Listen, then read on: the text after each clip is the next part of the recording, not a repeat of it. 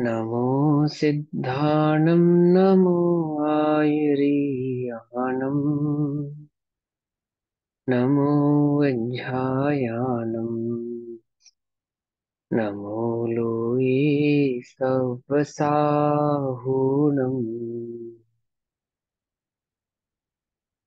ओंकारं बिन्दुसंयुक्तं नित्यं ध्यायन्ति योगिनः कामदं मोक्षदं चैव ओंकाराय नमो नमः। मङ्गलं भगवान् वीरो मङ्गलं गौतमो गणी मङ्गलं कुन्दकुन्दार्द्यो जैनधर्मोऽस्तु मङ्गलम्। सर्वमङ्गलमाङ्गल्यं सर्वकल्याणकारकं प्रधानां सर्वधर्माणां जैनं जयतु शाश्वतम्। नमः समय साराय स्वानुभूत्य चिकासते चित्स्वभावाय भावाय सर्वभावान्तरच्छिदे।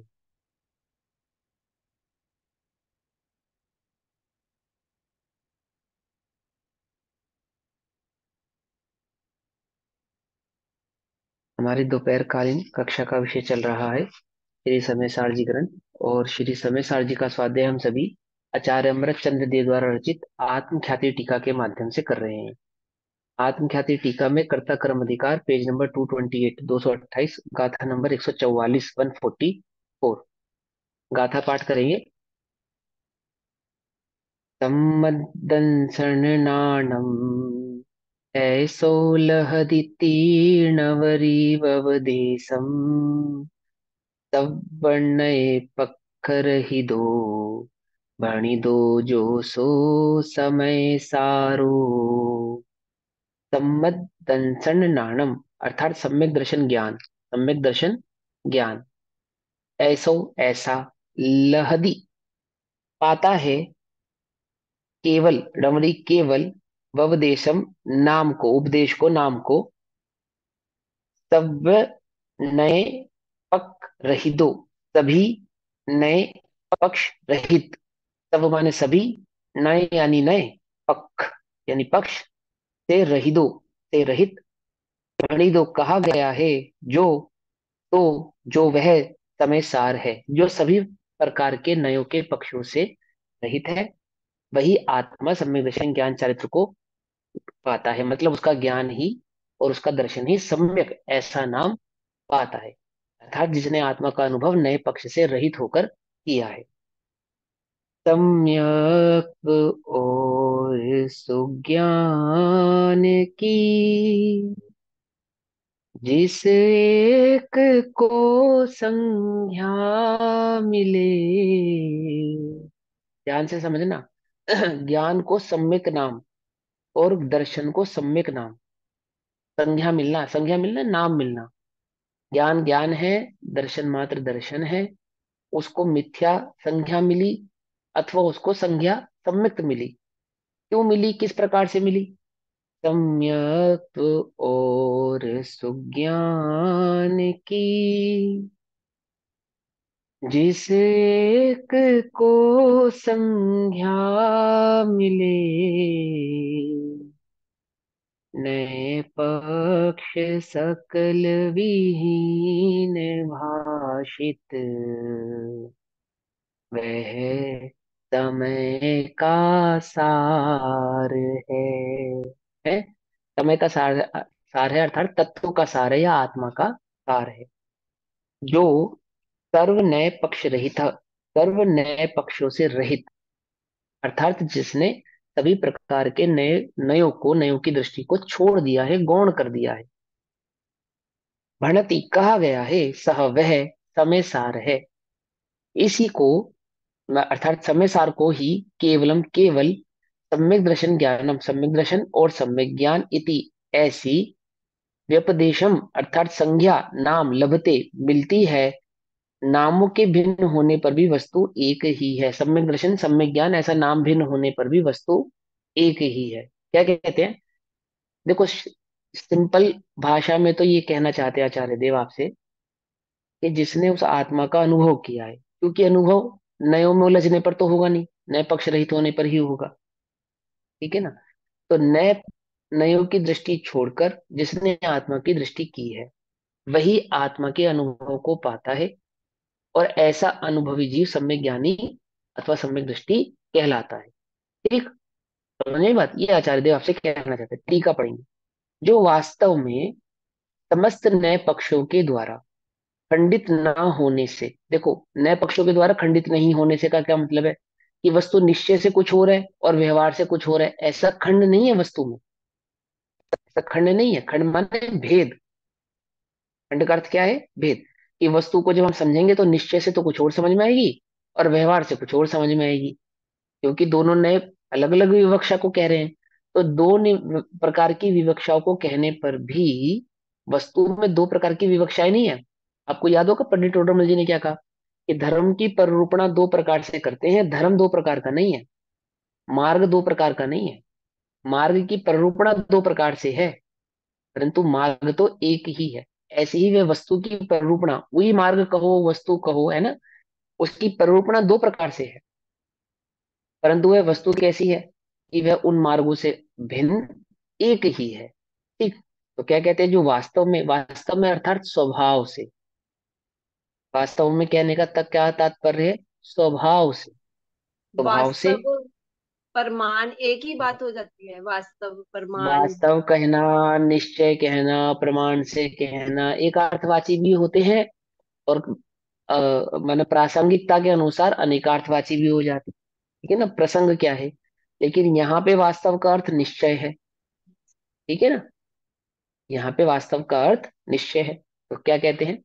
जो वास्तव में समस्त नए पक्षों के द्वारा खंडित न होने से, देखो, यानी कि जिसमें स्वभाव से ही नए नहीं है। वस्तु कैसी है? कि उसके स्वभाव में नए नहीं है, नयों के पक्ष नहीं है। पकड़ में ही बात? क्या कहा? इस लाइन का अर्थ समझ में आ रहा है ना?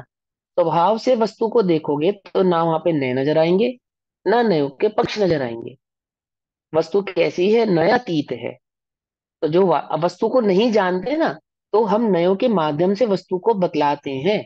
जब वस्तु जानने में आती है तो नयों की आवश्यकता नहीं पड़ती। जो वास्तव में, देखो, छोटे बच्चे होते हैं ना, छोटे बच्चे, उनको जब लिखना सिखाते हैं तो उनकी वो किताब होती है ना, उसमें डॉट डॉट डॉट डॉट करके अक्षर बनाए जाते हैं। डॉट डॉट करके अक्षर बने होते हैं ना, और फिर बच्चा उसके ऊपर पेंसिल फेरता है ना, ऐसे पेंसिल चलाता है तो अक्षर बनाना सीखता है। फिर जब वो अक्षर बनाना सीख जाता है तो फिर उस डॉट की आवश्यकता पड़ती है? नहीं पड़ती, है ना? और फिर उसको क्या करते हैं? वो तीन लाइनों वाली किताबों में लिखवाया जाता है, कॉपी में लिखवाया जाता है। क्यों? ताकि वे अक्षर को सही सेमेट्री बना सके। और फिर बाद में वो लाइनें घटाकर दो कर दी जाती हैं। और फिर प्लेन पेपर पे भी लिखेगा तो कैसे लिखेगा? बिल्कुल सिमेट्रिक शब्दों में, बिल्कुल एकदम सही सही लिखेगा। तो कब तक आवश्यकता पड़ती है उस डॉट की या उस लाइन की? कि जब तक अक्षर को बनाना सीख ना जाए, अक्षर के भाव को समझ ना जाए, तब तक उन लाइनों की आवश्यकता उसको पड़ती है। ठीक? या उस डॉट्स की आवश्यकता पड़ती है। इसी प्रकार से जब तक वस्तु समझ में नहीं आती, वस्तु का निर्णय नहीं होता, तब तक नए पक्षों की आवश्यकता पड़ती है। ठीक है ना? और जब नए पक्षों से वस्तु का निर्णय हो जाता है कि यह वस्तु का स्वभाव है, ऐसा वस्तु का स्वरूप है, यह वस्तु कहना मतलब आत्मा का स्वभाव है, आत्मा का ऐसा स्वरूप है, ऐसा जानने के बाद किसकी आवश्यकता नहीं पड़ती? नयों की आवश्यकता नहीं पड़ती। क्यों? क्योंकि वस्तु को जानना अर्थात वस्तु का अनुभव करना। अनुभव करने से पहले तो वस्तु को समझने की आवश्यकता पड़ेगी। वो समझने के लिए नयों की आवश्यकता पड़ेगी, नयों के माध्यम से समझाते हैं। और जब वस्तु दृष्टि में आती है, आत्मा दृष्टि में आता है, तब आवश्यकता नहीं पड़ती। किनकी? नयों की। तब क्या होता है? सीधा अनुभव होता है, नया अतीत अनुभव। जो वास्तव में समस्त नए पक्षों के द्वारा खंडित ना होने से, खंडित नहीं होने से अर्थात जिसमें वास्तव में स्वभाव से दो प्रकार के नय नहीं है, दो प्रकार के नयों का खंड नहीं है, भेद नहीं है, जिसका समस्त विकल्पों का व्यापार रुक गया है, ऐसा है। कैसा है वह आत्म तत्व?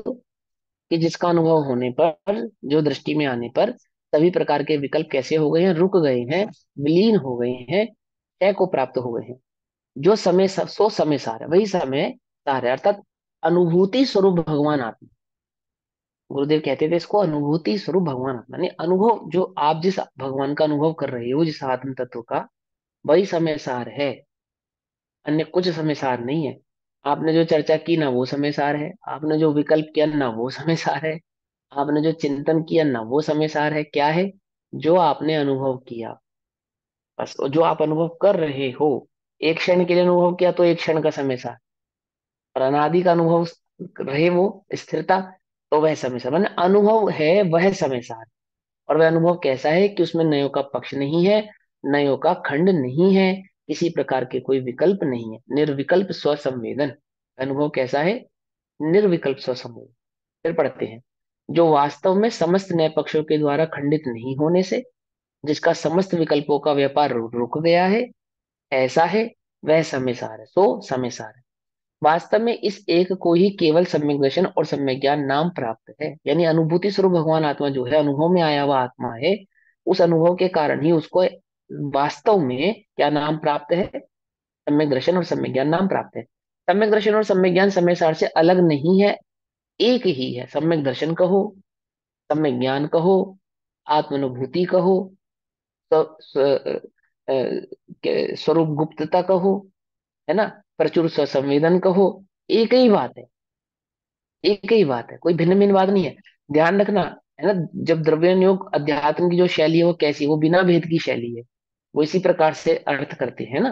कर्णन योग में हो सकता है कि सबके अर्थ अलग अलग कर दे, सम्यक दर्शन का अर्थ अलग कर दे और सम्यक चारित्र का अर्थ अलग कर दे, लेकिन यहाँ ऐसा नहीं है, क्योंकि आत्मा कैसा है? अखंडित है। अखंड है, उसमें किसी प्रकार का खंड नहीं। कैसा खंड नहीं है? ज्ञान और दर्शन का खंड नहीं है। जब हमने सम्यक ज्ञान कहा तो सम्यक दृष्टि आपको आप हो गया, और जब हमने सम्यक दर्शन कहा तो सम्यक ज्ञानी भी आपको आप हो गया, और जब हमने उसको समय सार कहा तो सम्यक दृष्टि सम्यक ज्ञानी भी आपको आप हो गया। हमने उसको आत्मानुभूति कहा तो भी वह एक ही बात हो गई। तो क्या कहते हैं कि सम्यक दर्शन और सम्यक ज्ञान समय सार से, अर्थात उस अनुभूति स्वरूप भगवान आत्मा से अलग नहीं है, एक ही है। प्रथम शुद्ध ज्ञान के अवलंबन से, देखो आचार्य अमरचंद्र देव लिख रहे हैं इस टीका को। ऊपर देखो संस्कृत में लिखा है, यथा प्रथमतः श्रुत ज्ञान वष्टम्भेन। देखा, बोल्ड अक्षरों में लिखा है। दूसरी लाइन में यथा प्रथमतः, है ना, श्रुत ज्ञानावष्टम्भेन क्या लिखते हैं? प्रथम श्रुत ज्ञान के अवलंबन से, ज्ञान स्वभाव आत्मा का निश्चय करके, निश्चय करके अर्थात निर्णय करके, आत्मा कैसा है? ज्ञान स्वभावी है, ऐसा निर्णय करके। किसके आश्रय से? श्रुत ज्ञान के आश्रय से। केवलियों के द्वारा बतलाया गया निज विभव में काउंट किया था ना ये सारा निज, और अंत में निज विभव में क्या काउंट किया था? अनुभूति को। पहले क्या? केवली भगवान की दिव्य ध्वनि को, के ज्ञान को, गणधरों से प्राप्त हुए, परंपरा से आचार्यों के द्वारा प्राप्त हुए उस ज्ञान को, श्रुत ज्ञान को, और फिर अपनी अनुभूति को निज विभव से बतला रहे, करना मनन। वह निज विभव यहाँ काउंट कर रहे हैं। क्या कहते हैं कि प्रथम, जब वस्तु का स्वरूप नहीं मालूम, अनुभव नहीं हुआ है, आत्मा के विषय में हम नहीं जानते हैं, तो क्या करते हैं कि प्रथम तो श्रुत ज्ञान के अवलंबन से, श्रुत ज्ञान के द्वारा ज्ञान आगम स्वभाव से, आत्मा का युक्ति निश्चय से, करके। हाँ, जो चार आगम भेद युक्ति है होते हैं ना। वही। हाँ हाँ, वो सब श्रुत ज्ञान के ही भेद हैं। आगम युक्ति न्याय आदि के है ना, वो सब श्रुत ज्ञान। तो क्या कहते हैं कि श्रुत ज्ञान के अवलंबन से, है ना, ज्ञान स्वभाव आत्मा का निश्चय करके, निश्चय करके अर्थात निर्णय करके कि आत्मा ज्ञान स्वभाव ही है।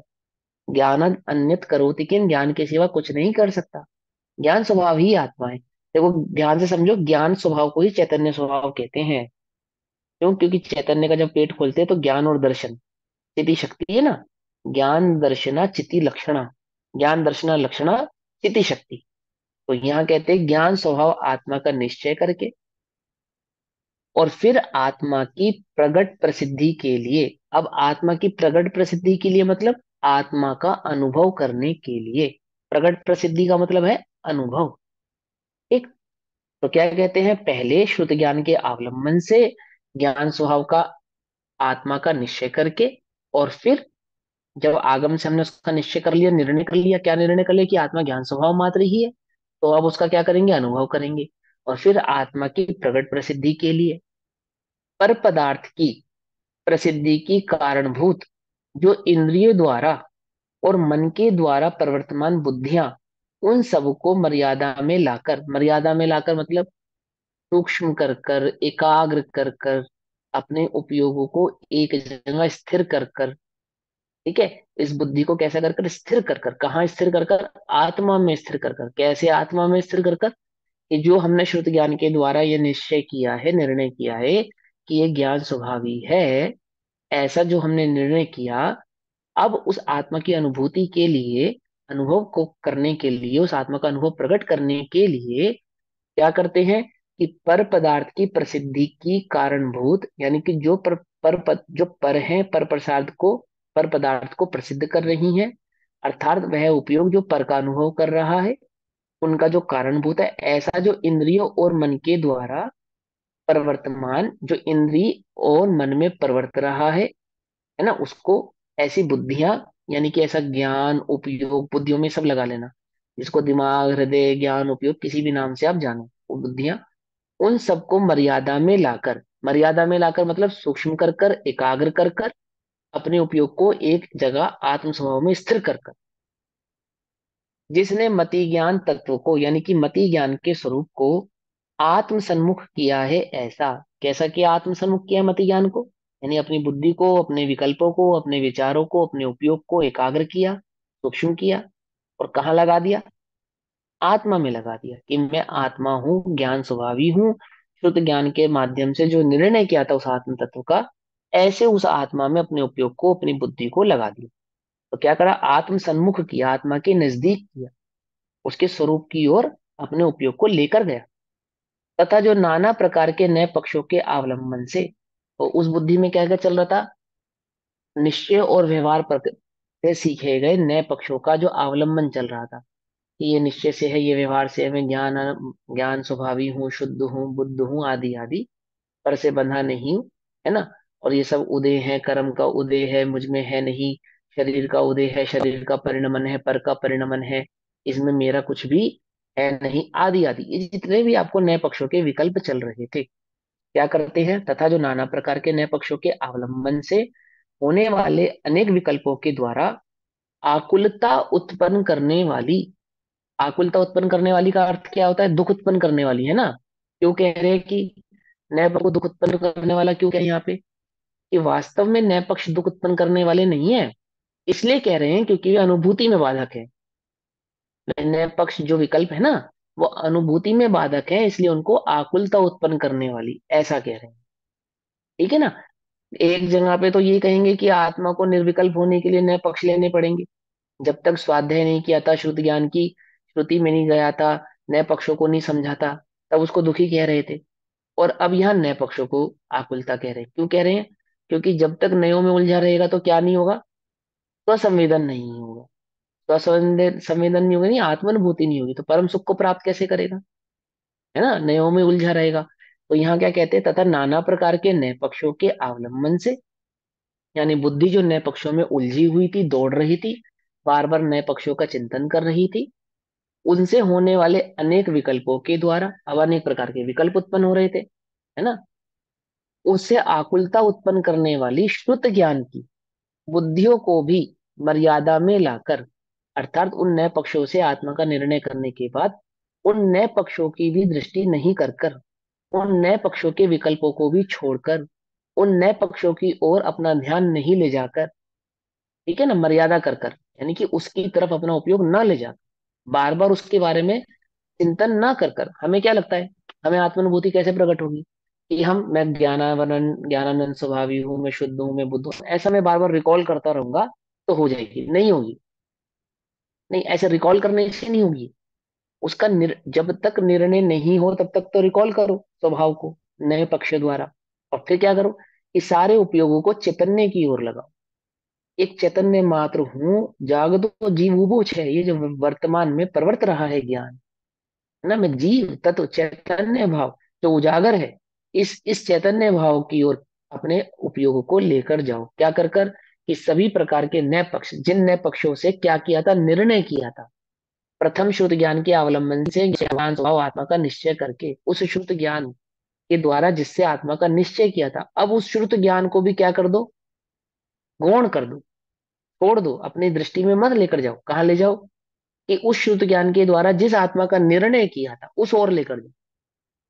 पॉइंट पकड़ में आया ना? हाँ, ऐसे तो क्या कहते हैं, तथा जो नाना प्रकार के नए पक्षों के अवलंबन से होने वाले अनेक विकल्पों के द्वारा आकुलता उत्पन्न करने वाली श्रुत ज्ञान की बुद्धियों को भी मर्यादा में लाकर मर्यादा में लाकर यानी अपने उपयोग को शुद्ध ज्ञान से भी हटाकर, अपने उपयोग को चैतन्य में लाकर श्रुत ज्ञान तत्व को भी आत्म सन्मुख करता हुआ सभी न्यायों के से क्या, एक आत्मा का निर्णय किया था ना सभी न्यायों से, तो सभी न्यायों का सार क्या निकाला, कि उस चैतन्य की ओर अपने उपयोग को लाकर, ठीक है ना, तो तत्वों को भी आत्म सन्मुख करता हुआ अत्यंत, अत्यंत यानी बिल्कुल, अत्यंत यानी बिल्कुल, किंचित मात्र भी नहीं, अत्यंत विकल्प रहित होकर, यानी किंचित मात्र भी विकल्प नहीं कर कर, किसी भी प्रकार का कोई विकल्प नहीं रखकर, अत्यंत, ठीक है ना, अत्यंत विकल्प रहित होकर तत्काल निज रस से ही प्रकट होने वाले, उसी समय उस चैतन्य का अनुभव होने वाले, निज रस से प्रकट होने वाले अर्थात इस स्वभाव की दृष्टि से ही जो प्रकट होने वाला है, चैतन्य की दृष्टि करने पर ही जो प्रकट होने वाला है, निज की दृष्टि करने पर ही जो प्रकट होने वाला है।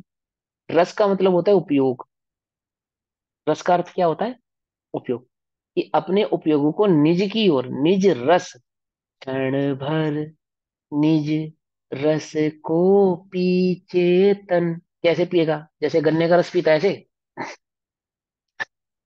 समझे? क्षण भर निज रस को पी चेतन मतलब है निज उपयोग को स्वसन्मुख कर क्षण भर के लिए, निज रस, समझे? यानी कि कुछ और नहीं सुहाए, एक आत्मा के अलावा कुछ और नहीं सुहाए, निज रस, जो अभी अभी किसका रस है तुम्हें, अभी पर का रस है, अभी रसना इंद्रिय का रस है, समझे, पांच इंद्रियों का रस है, मन का रस है, और फिर वहां रस कैसा है, यानी वह जो उपयोग है जो पांच इंद्रियों में प्रवर्त रहा है उसको कहते हैं पर का रस, और वही उपयोग जब निज की ओर उन्मुख हुआ तो क्या हो गया, वो निज रस। तो रस का अर्थ एक उपयोग भी होता है, ठीक है ना, तो अपने उपयोग को निज की ओर ढाले, जिसमें क्या है, रुचि भी है ना, इच्छा भी है, सब चीजें हैं उसके अंदर, जिस जो आपकी बुद्धि में समझ में है, लेकिन यहाँ मूलता क्या है, उपयोग, यानी ज्ञान और दर्शन में एक चैतन्य के सिवा अन्य कुछ नहीं रह गया, एक चैतन्य के सिवा कोई और भाव नहीं रह गया, एक चैतन्य के सिवा कोई और विकल्प नहीं रह गया। हालांकि इसको भी विकल्प कह रहे हैं हम, वास्तव में तो वो विकल्प नहीं, चैतन्य मात्र भाव ही है। तो क्या कहते हैं कि तत्काल निज रस से ही प्रकट होने वाले, अर्थात जैसे ही आत्मा की ओर उपयोग जाएगा उसी क्षण प्रकट हो जाएगा, क्षण भर निज रस को पी चेतन। तो क्या होता है, मिथ्या मल को धो देता है ना, काशायिक भाव विनष्ट किए निज आनंद अमृत पीता है ना। तो एक समय के लिए भी जैसे ही उपयोग स्वसन्मुख होता है, तत्काल ही अनुभव प्रकट होता है, तत्काल प्रकट होता है, ठीक है ना, समय नहीं लगाता। यानी स्व की दृष्टि करने का और अनुभव होने का कोई दो काल है ऐसे नहीं, काल भेद नहीं है, तत्काल, उसी काल, वही काल, तत्व माने वही, जिस काल दृष्टि करी उसी काल अनुभव प्रकट हुआ।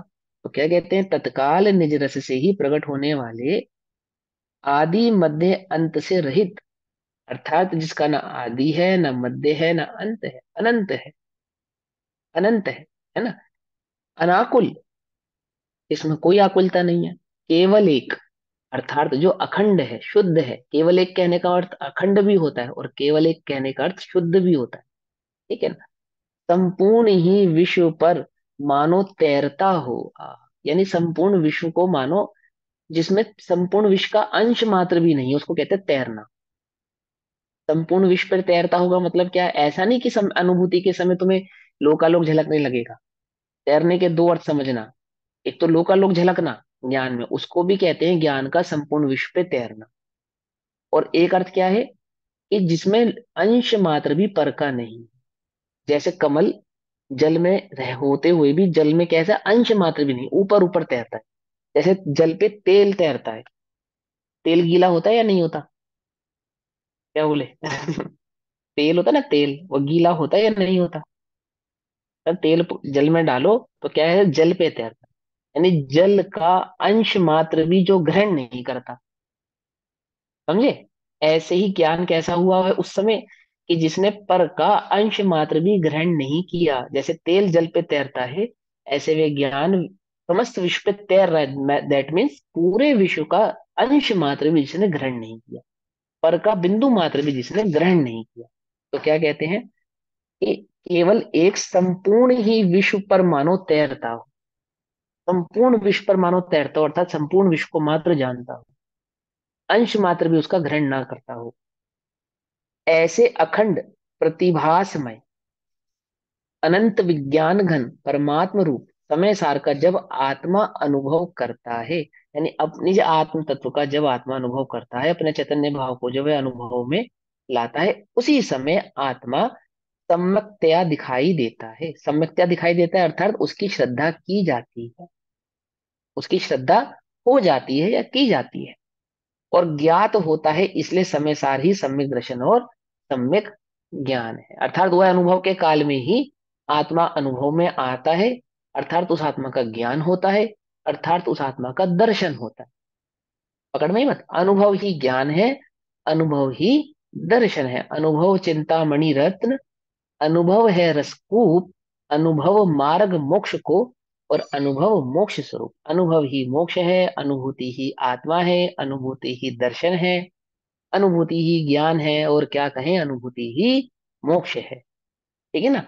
तो इसलिए समय सार ही सम्यक दर्शन और सम्यक ज्ञान है, यानी आत्मा का अनुभव ही सम्यक दर्शन है, आत्मा का अनुभव ही सम्यक ज्ञान है। भावार्थ, आत्मा को पहले आगम ज्ञान, आत्मा को, जीव को, पुरुष को पहले आत्मज्ञान आगम ज्ञान से ज्ञान स्वरूप निश्चय करके, ये निर्णय करके कि आत्मा ज्ञान स्वभावी है, ज्ञान स्वरूपी है, फिर इंद्रिय बुद्धि रूप मति ज्ञान को ज्ञान मात्र में ही मिलाकर, अर्थात पर से अपने उपयोग को हटाकर और ज्ञान स्वभाव में अपने उपयोग को लगाकर, तथा शुद्ध ज्ञान की नए रूपी विकल्पों को मिटाकर शुद्ध ज्ञान को भी निर्विकल्प करके, अर्थात जो निर्णय कर रहा था निश्चय व्यवहार से स्वरूप का, ऐसे उस निर्णय को निश्चित करने के बाद उस निर्णय संबंधी विकल्पों को भी छोड़कर, अपने मैं शुद्ध हूँ, बुद्ध हूँ आदि ऐसे विकल्पों को भी छोड़कर, मैं पर से बंधा नहीं हूँ, निर्बंध हूँ आदि आदि इस प्रकार के विकल्पों को भी छोड़कर एक अखंड प्रतिभास का अनुभव करना ही सम्यक दर्शन है। एक अखंड चैतन्य आत्मा का ही, एक शुद्ध बुद्ध चैतन्य तत्व का ही अनुभव करना सम्यक दर्शन है और सम्यक ज्ञान है, के नाम को प्राप्त करता है। सम्यक दर्शन और सम्यक ज्ञान कहीं अनुभव से भिन्न नहीं है, अनुभूति से भिन्न नहीं है। अनुभूति ही सम्यक दर्शन है, अनुभूति ही सम्यक ज्ञान है। अब इसी अर्थ का कलश रूप काव्य कहते हैं। आगे बात समझ में? कोई कंफ्यूजन? हम्म। एक बारी थोड़ा चलो। मति ज्ञान के स्वरूप को, ये जो करा है फर्स्ट उसमें पैराग्राफ में, इसे थोड़ा क्लियर हाँ कर दो। मति ज्ञान के स्वरूप को हाँ आत्म सम्मुख करता हुआ, तो मतलब, हाँ, मति ज्ञान मतलब के बस स्वरूप इतना को ही, पर आत्मसन्मुख करता पदार्थों में हुआ बुद्धि न मतलब, लगाकर। देखो बस इतनी सी बात है कि अभी जो तुम्हें वर्त रहा है ये ज्ञान कैसा है, ये मति ज्ञान। इस ज्ञान को पर से हटाकर और आत्मसन्मुख करना, बस इतनी सी बात कह रहे हैं। ये जो ज्ञान में, और वहां पे पर किसको कह रहे हैं, कि वो जो नयों का पक्ष ज्ञान में चल रहा है, पर पदार्थ की इच्छा है उसकी तो बात ही नहीं कर रहे, वो तो छोड़ ही चुके, उसकी तो बात ही नहीं है। यहाँ पे संसार की किसी कार्य, कोई कार्य भी बाकी रह गया हो ऐसा ज्ञान में चल रहा है, ऐसा नहीं। शरीर का कोई कार्य बाकी रह गया हो ऐसा कुछ ज्ञान में विकल्प चल रहा है, ऐसा नहीं।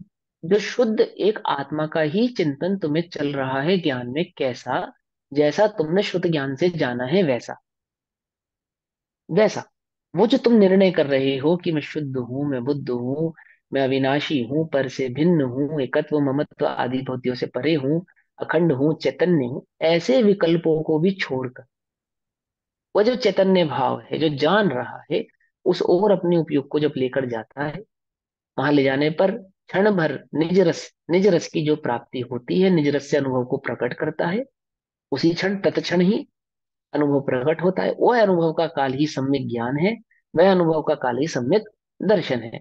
अब अनुभव कहो, ज्ञान कहो, दर्शन कहो, या उसे समय सार कहो, एक ही बात है। ये बात आचार्य देव यहाँ पर समझा, क्या समझा रहे, कि नए पक्षातिक्रांत होने पर अनुभव का काल ही ज्ञान दर्शन आदि कहलाता है।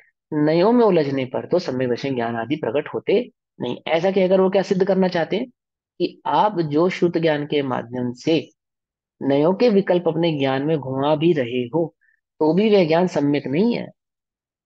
तो भी वह आपका जो दर्शन है, जो जो चल रहा है, वह सम्यक नहीं है। सम्यक तो वह अनुभव के काल में ही होता है, अनुभूति के साथ ही होता है, आगे पीछे नहीं होता। ये कह रहे हैं कि तुम उन विकल्पों को सम्यक समझ लो, ऐसा नहीं है। उन विकल्पों को छोड़कर जो तुम अनुभव प्रकट करोगे, वह उसको सम्यक और दर्शन, श्रद्धा ऐसा नाम देगा, ज्ञान और दर्शन में सम्यक भाव प्रकट करेगा। पकड़ में आई बात, समझे है ना। अब इसी अर्थ का कलश रूप काव्य कहते हैं। आचार्य देव ने जो गाथा की, उसके ऊपर आचार्य अमरचंद्र देव ने टीका की, और अब उसी टीका के साथ एक कलश आचार्य अमरचंद्र देव कहते हैं। एक नहीं, लगातार अब कलश ही कलश आएंगे। कलश नंबर 93, 93 नंबर का कलश है। शार्दुल विक्रीड़तम।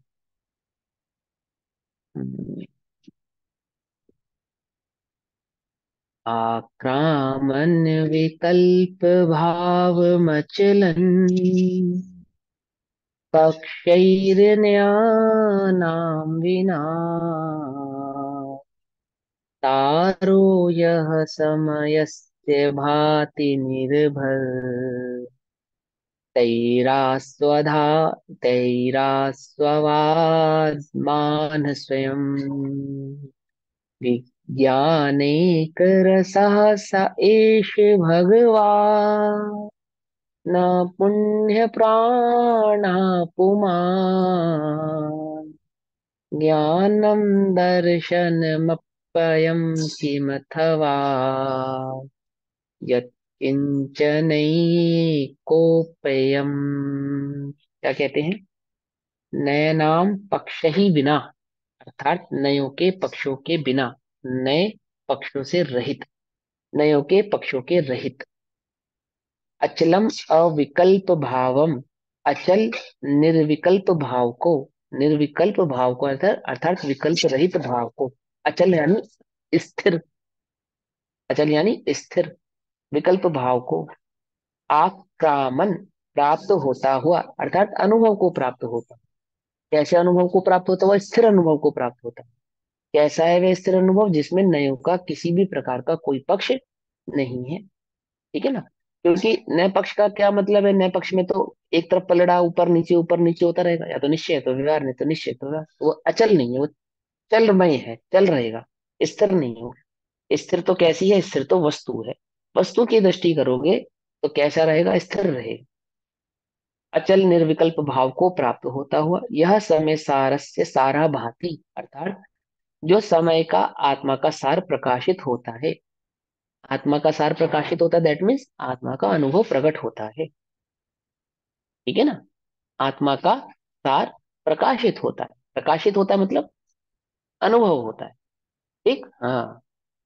कहा ऐसा, वह यह समय सार, अर्थात वह यह शुद्ध आत्मा, निवृत्त ही स्वयं आस्वादमान, जो कि निवृत्त अर्थात निश्चल आत्मलीन पुरुषों के द्वारा स्वयं आस्वाद्यमान है, अर्थात स्थिर पुरुषों के द्वारा जो अनुभव में आ रही है, स्थिर पुरुषों को जो निरंतर अनुभव में स्वसंवेदन में आ रही है, जिसका वो निरंतर स्वाद ले रहे हैं। आस्वाद्यमान, मान माने धारण करना, किसका स्वाद का, किस स्वाद का, निज आत्म के स्वाद का। कैसा स्वाद है आत्मा का, खट्टा मीठा चरपरा कसैला, कैसा स्वाद है, ये रस से भिन्न अरस, है ना। अरस जिसका स्वाद है ना। तो अरस माने वो अनुभव कर रहा है, रस से भिन्न। तो क्या कहते हैं, निश्चल आत्मलीन पुरुषों के द्वारा जो स्वयं आस्वाद्यमान है, अनुभव में आता है, आगे ना ब्रैकेट में लिखा ना, अनुभव में आता है, वह है कैसा है, विज्ञान एक रस है भगवान, अर्थात विज्ञान ही जिसका एक रस है, विज्ञान ही जिसका एक रस है, अर्थात एकमात्र ज्ञान ही जिसका रस है। और विज्ञान और यह ज्ञान, इसका क्या अर्थ है, चैतन्य, चैतन्य। ठीक है ना। वो विशेष ज्ञान का अर्थ है चैतन्य, विज्ञान विज्ञान, विशेष ज्ञान। क्या है विशेष ज्ञान? एक चैतन्य भाव मात्र ही। ठीक। तो विज्ञान ही जिसका एक रस है। ठीक है।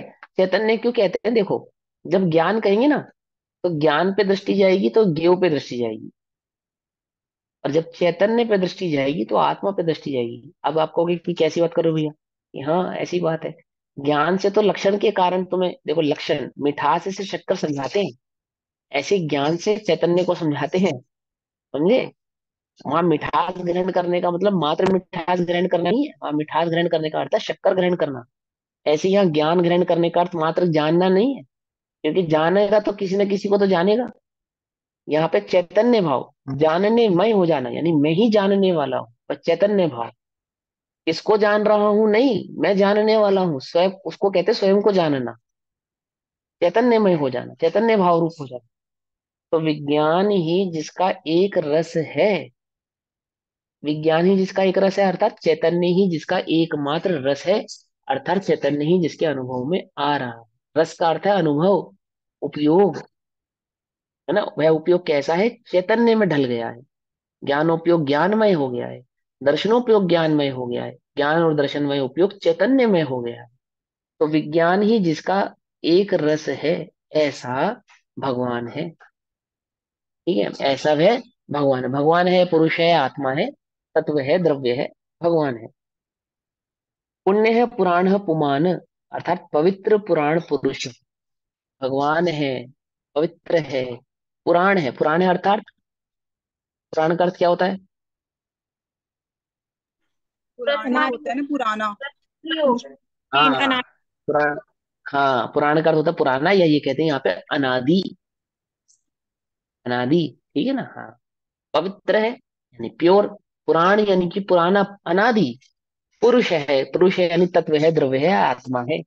चाहे ज्ञानम दर्शनम अपि अयम, ज्ञान कहो, चाहे ज्ञान कहो, आगे बात, या दर्शन, वह यह समय सार ही है। आप उसको ज्ञान कहो चाहे आप उसे दर्शन कहो, वह तो यही आत्मा है, यही समय सार है।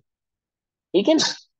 अथवा किम, अथवा अधिक क्या कहें, यत किंचन अपि अयम एक, जो कुछ है तो यह एक ही है, मात्र भिन्न भिन्न नाम से कहा जाता है। दर्शन, ज्ञान, चारित्र, इन भिन्न भिन्न नामों से कहा जाता है। वास्तव में कैसा है? वह तो एक ही है, वह चैतन्य भाव मात्र ही है। और किसको कह रहे हैं? उसके भी अनुभव को कह रहे हैं, अनुभव को, है ना? अब यह कहते हैं कि यह आत्मा ज्ञान से संयुक्त हुआ था, तो ज्ञान में ही आ मिलता है, अर्थात अपने ज्ञान स्वभाव को भूल गया था, ज्ञान स्वभाव को उपयोग छूट गया था, है ना? ऐसा कह रहे हैं। छूटा था ऐसा क्यों कह रहे हैं? कि कभी अनुभव नहीं किया उस अपेक्षा से कह रहे हैं। होकर छूट जाता तो फिर तब तक तो हो ही जाता। ऐसे करना नियोग वाला छूट गया वाला मत समझना।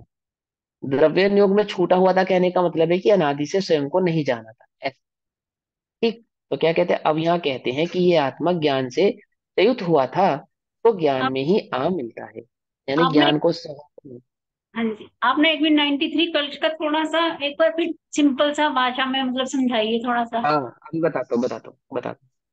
तो अब यह कहते हैं कि यह आत्मा ज्ञान से च्युत हुआ था, तो ज्ञान में ही आ मिलता है। अब 93 नंबर क्लच में कहते हैं कि जो पीछे गाथा में कहा है ना, वही भाव यहाँ पे समझाया फिर से। क्या ये कहा है? कि जो निरंतर आत्मा का अनुभव कर रहा है, आत्मा के स्वभाव में जो, आत्म अनुभव में जो स्थिर है, ऐसा वह आत्मा, ऐसा वह पुरुष या वह भगवान कैसा है? पवित्र है, पुराण है, पुमान है, यानी ना। और कैसा है? कि अनादि से, अनादि से, अनादि से मतलब अनादि से ही ज्ञान स्वभाव में था। ज्ञान स्वभाव ही है, पुराण है ना, पुराण कह के, है ना, पुमान है, तभी उसको अनुभव प्रकट हुआ है। नयों का पक्ष छोड़ के अनुभव प्रकट किया। अनुभव में क्या जाना?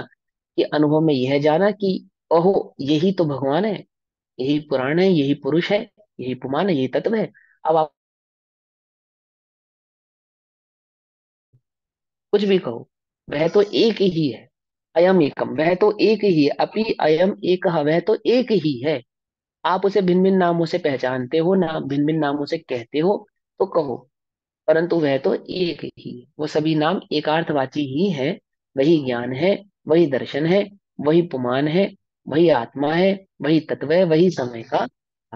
कैसा? वह जो नए पक्षों से रहित करके आपने आत्मानुभूति को प्रकट किया है, वह अनुभूति। ठीक। अब वह आत्मा कैसा है कि ज्ञान से अलग हुआ था, तो ज्ञान में ही आ मिलता है। जो ज्ञान से अलग हो गया था, छूट गया था, अपने ज्ञान स्वभाव को भूल चुका था या उसमें स्थिर नहीं था, वह आकर इस ज्ञान में वापस मिल गया। कलश नंबर 94। दूरम भूरि विकल्प जाल गहने भ्राम्यन्निजोऽध्याच्युतो दूरादेव विवेक निम्न गमना नीतो निजोगं बलात् विज्ञानेक रसक्त देक रसिना मात्मानमात्मा हरन् आत्मनेव सदा गतानुगतता मायातयं तोयवत्। तोयवत्, जैसे पानी अपने समूह से च्युत हुआ होता हुआ दूर गहन वन में बह रहा हो। नदी, नदी है ना, नदी बह रही थी, और नदी से एक कनाल निकल के कहाँ चली गई? वन की ओर चली गई। तो उदाहरण दे रहे हैं, तो दे रहे हैं ऐसा उदाहरण। जंगल में बैठे मुनिराज, जंगल में क्या दिख रहा है उन्हें? ये सब दिख रहा है। नदी नाले पहाड़ी सब नजर आ रहे हैं, है ना? तो बहती हुई नदी की एक धारा नदी से अलग हुई और जंगल में बहने लगी। तो जैसे पानी अपने समूह से च्युत होता हुआ दूर गहन वन में बह रहा हो, आत्मा, आत्मा कैसा है? नदी जैसा, है ना? और इस आत्मा की नदी का क्या हुआ? एक धारा, यानी उपयोग। एक धारा, संपूर्ण आत्मा नहीं, एक धारा, उपयोग। कैसा हुआ? इस आत्मा से भिन्न होकर बहने लगा। अर्थात वह उपयोग आत्मा में ना रहकर, स्वभाव में ना रहकर परान्मुख हो गया। ठीक है, जंगल में बहने लगा, संसार रूपी जंगल में उपयोग में पानी बहने लगा। ठीक। जैसे पानी अपने समूह से च्युत होता हुआ दूर गहन वन में बह रहा, उसे दूर से ही ढाल वाले मार्ग के द्वारा अपने समूह की ओर बलपूर्वक मोड़ दिया जाए। ठीक है ना? जंगल में बह रहा था, जंगल से खेतों में आ रहा था, क्या हो रहा थी? फसल नष्ट हो रही थी। तो क्या करा कि किसी बुद्धिमान पुरुष ने ऐसी ढाल, ऐसा स्लोप बनाया कि वह पानी वापस से कहाँ चला गया? नदी की ओर मुड़ गया। वापस नदी की ओर मुड़ गया। तो क्या हुआ? तो ढाल वाले मार्ग के द्वारा अपने समूह की ओर, अपने समूह की ओर यानी अपनी ओर, जहां से वो निकल कर आया था ना, जिस नदी से निकल कर आया था, वापस उसी नदी की ओर बलपूर्वक मोड़ दिया जाए। बलपूर्वक मोड़ दिया जाए माने पुरुषार्थ पूर्वक मोड़ दिया जाए। क्या है भैया तुम्हारा पुरुषार्थ? तत्व निर्णय करना। समझे? उपयोग को निरंतर बार बार कहाँ लगाना? चैतन्य में लगाना। निरंतर अपने उपयोग को, स्वभाव को समझने में लगाना, पुरुषार्थ पूर्वक। ठीक है ना? और कैसा ये पुरुषार्थ? बल, बल। कैसा बल है? हल्का फुल्का बल नहीं। एक 2-4 मिनट आत्मा का चिंतन कर और बाकी फिर भोग उपभोग के उपयोग लगाते रहे, ऐसा नहीं। निरंतर, निरंतर बार बार बार बार बार बार अपने उपयोग को चैतन्य की ओर ढाले। कैसे ढालेगा? तत्व के निर्णय पूर्वक, तत्व निर्णय पूर्वक, बार बार तत्वों के चिंतन पूर्वक, निरंतर तत्वों के चिंतन पूर्वक। ठीक है ना? कषाय को अपने ऊपर हावी ना होने दे, राग आदि मोह आदि को अपने ऊपर हावी ना होने दे। बल पूर्वक, बल, उपयोग को स्वभाव में स्थिर करने का क्या लगाए? बल लगाए, पुरुषार्थ करे। ज्ञान और उपयोग, दर्शनोपयोग को स्वभाव की ओर मोड़ने का क्या करे? निरंतर पुरुषार्थ करे। अब इतना, इतना सा भी पक्ष ना ले कि इतना तो करना पड़ेगा ना, इतना तो करना पड़ेगा ना। अनादि से भारी पड़ा है, इतना भी पक्ष नहीं चलेगा। अब व्यवहार में तो करना पड़ेगा ना। अब जब तक यहाँ है तो करना पड़ेगा ना। अरे जहाँ है, जिस स्थिति में है, समझे? समझे ना? वहीं इस पुरुषार्थ को जागृत रखना पड़ेगा। क्या रखना पड़ेगा? कि इतना भी पर का भाव नहीं चलेगा, नहीं चलेगा। इतना भी नहीं ग्रहण करना। नहीं, मुझे तो बस किसी भी कीमत पर, मर पच कर भी क्या करना है? स्वभाव को प्राप्त करना है, आत्मा को अनुभव को प्राप्त करना है, सम्यक दर्शन को प्रकट करना है। ऐसा पुरुषार्थ चाहिए, ऐसा हल्का फुल्का पुरुषार्थ नहीं चलेगा। मार्ग के द्वारा अपने समूह की ओर, अभी पुरुषार्थ नहीं करेंगे क्या होगा, एक इंद्रिय जीव, दो इंद्रिय हो जाएंगे, तीन इंद्रिय जीव हो जाएंगे, फिर वहां वहां कैसे पुरुषार्थ करेंगे? और नहीं मिलेगा जैन दर्शन पर संगी पंच इंद्रिय भी हो, तो कहाँ करेंगे पुरुषार्थ? अब नहीं करेंगे तो कब करेंगे? समूह की ओर बलपूर्वक मोड़ दिया जाए तो फिर वह पानी, पानी को पानी के समूह की ओर खींचता हुआ प्रवाह रूप होकर, अर्थात वो पानी तो सीधा बह ही रहा था नदी का, और एक कनाल निकल के साइड में बहने लगी थी। तो जब बलपूर्वक उसको वापस धारा से जोड़ा, पानी से जोड़ा, तो जैसे नदी बह रही है उसी नदी में वह भी प्रवाहित होने लगता है उसी रूप। ठीक है ना?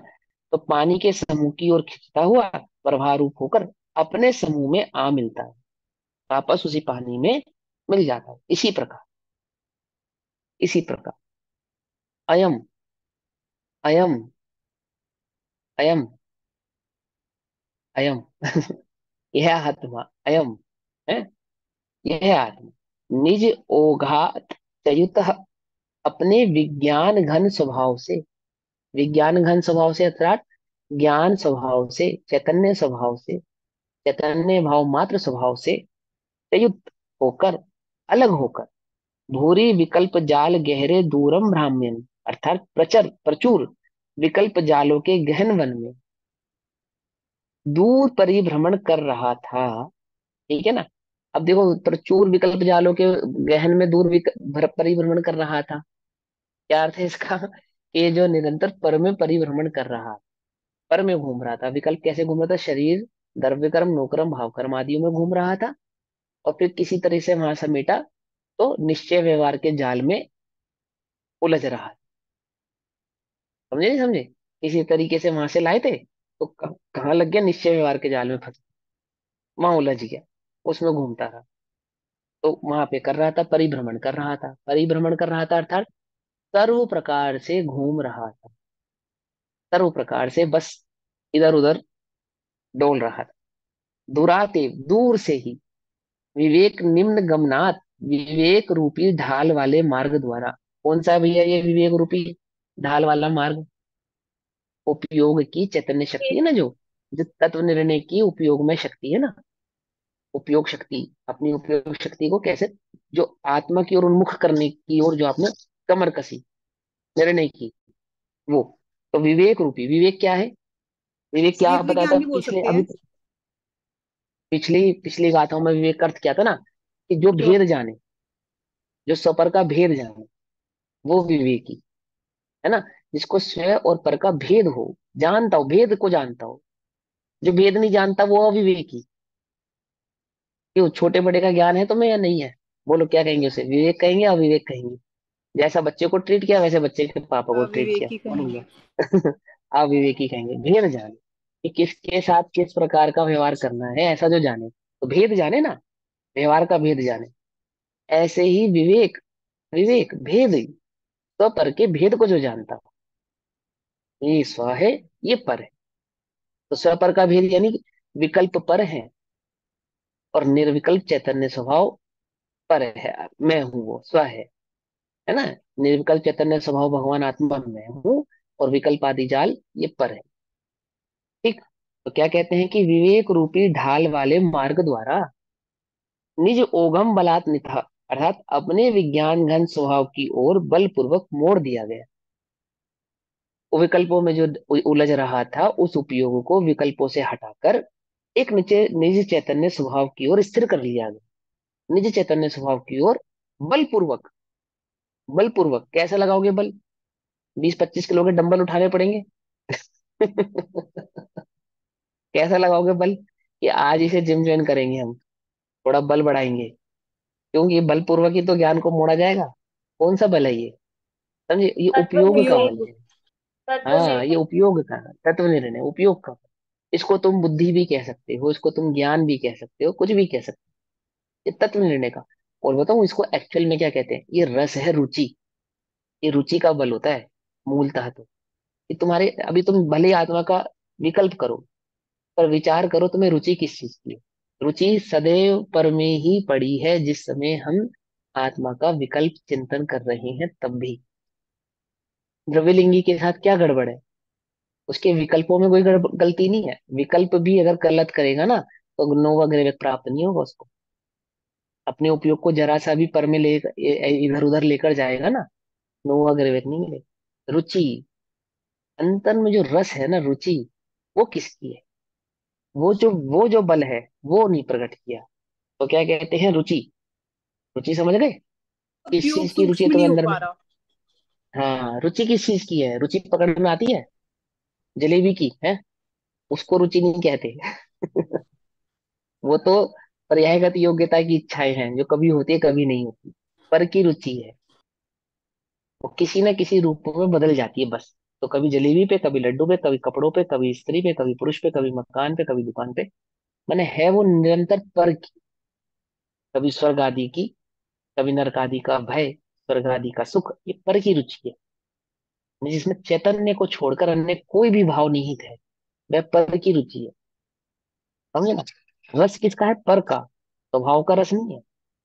अभी स्वाध्याय में भी किसका रस आने लगता है?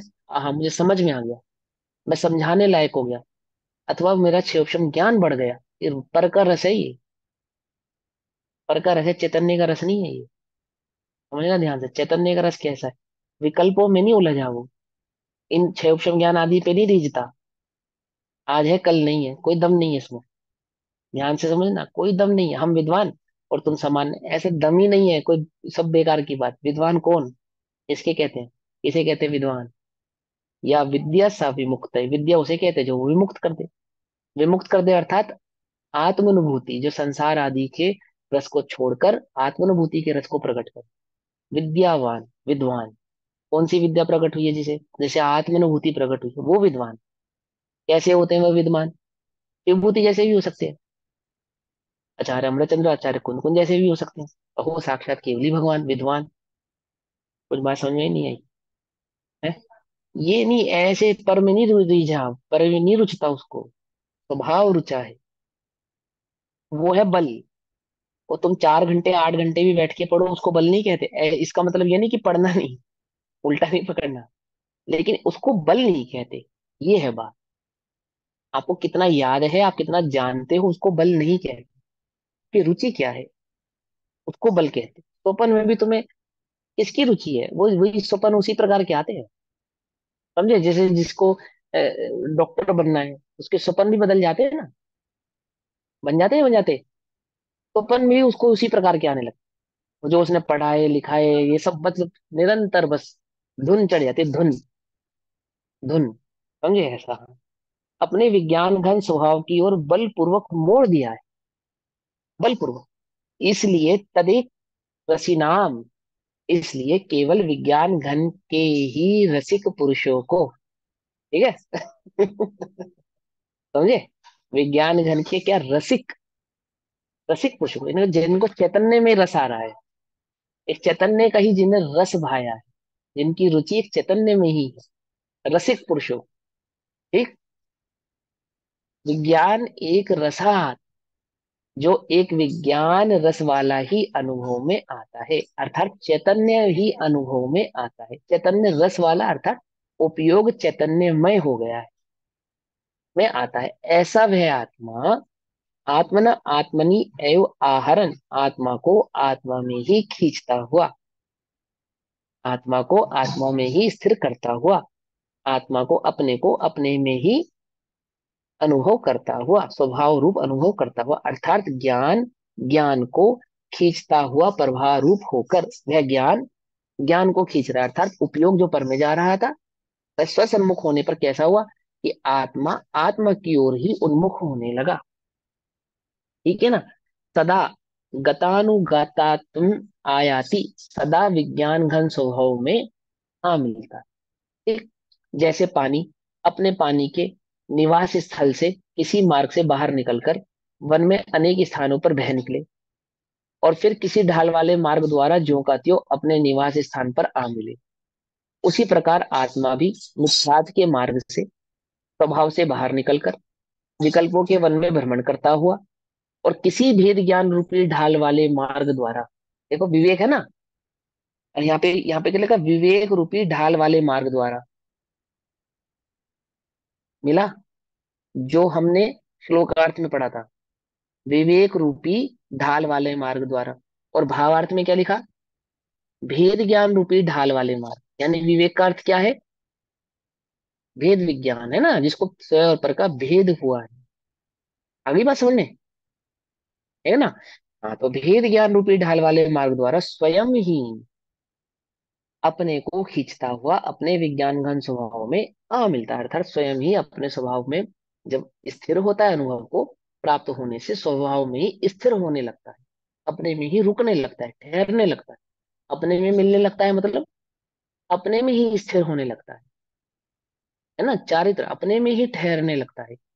अब कर्ता क्रम अधिकार उपसंहार करते हुए कुछ कलश रूप काव्य कहते हैं। उनमें से प्रथम कलश में कर्ता और कर्म का संक्षिप्त स्वरूप कहते हैं। अब वो उपसंहार करते हैं, यानी समेटते हुए, इस बात को कहते समेटते हुए। और कर्ता कर्म अधिकार के संदर्भ में कुछ काव्य आचार्य अमरचंद्र देव कहेंगे। इसमें काव्य नंबर, कलश नंबर 95, 96 और आगे के कलश है, उनकी चर्चा हम कल करेंगे। तब तक के लिए सभी को जय जिनेन्द्र। ओम नमः सिद्धेभ्य। निज निधि निज में बताई, यह अनंत उपकार है, उसके लिए जिनवानी माँ को वंदना शत। नमो वृंदावन।